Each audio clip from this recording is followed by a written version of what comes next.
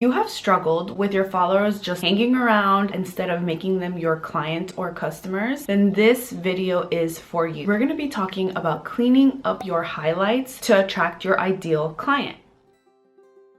Before we get into fixing your highlights for your business, let's talk about what they are. So highlights are those little circles under your profile. But with a highlight, you can make sure that you save that for future reference. So let's talk about a few best practices and how you're going to be able to clean that up by the end of this video. Number one, use highlights as your website. Website would have things like home, about, services that you provide, your blog, content, pretty much the same thing that you're gonna do with your highlights. Your about me, who are you? Now, this is not a rant of when you were born and when you got married. Explain to your ideal client who you are, why they should hire you. Speaking specifically to one person. Example, if I tell you that I grew up in the Bay Area and things like that, maybe you also grew up in the Bay Area and you absolutely love it. Maybe you're here local and continue growing this community. Next, a hire me or work with me tab. How can we work together? Really explain what is it that our partnership will look like. Maybe you can take me through a client experience, like from sign up all the way down to the end result. Frequently asked questions is another one, because depending on your service, like how do you sign up? Can I get my money back? Can I book through your website? Do I have to email you? Tips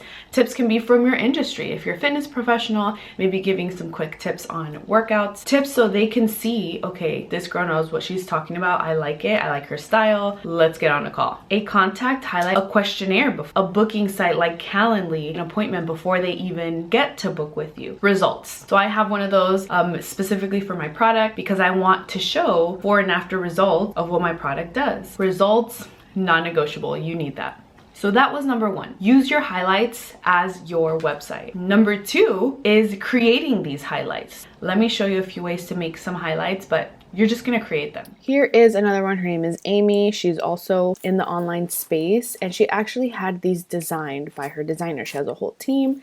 That's what matches with her brand, and it works. I wanted to give you one last example. Her name is Jenna Kutcher, and again, she keeps it very simple, but still very aesthetic. Her photo matches with her highlights, and it's just all pretty seamless. So let me give you two more examples. You can do something super simple like this, which is just one color with the emoji, or you can do something like this, which is the emoji on the bottom and some text. So you're gonna implement, you're not gonna procrastinate. Create them, or use what Instagram already picks for you. Tell me in the comments, what type of highlights do you have already? Do you have branded? Do you prefer that? Maybe you don't have highlights yet, but you're leaning toward one of those. Number three is keep them short. Okay, you could probably put 100 stories in a highlight, but why? Are they really gonna watch 100 stories, 5, 10 highlights or so, depending on your tab? Number four is adding a call to action to your highlight. So this is my work with me highlight. So when you go all the way at the end, the CTA, respond ready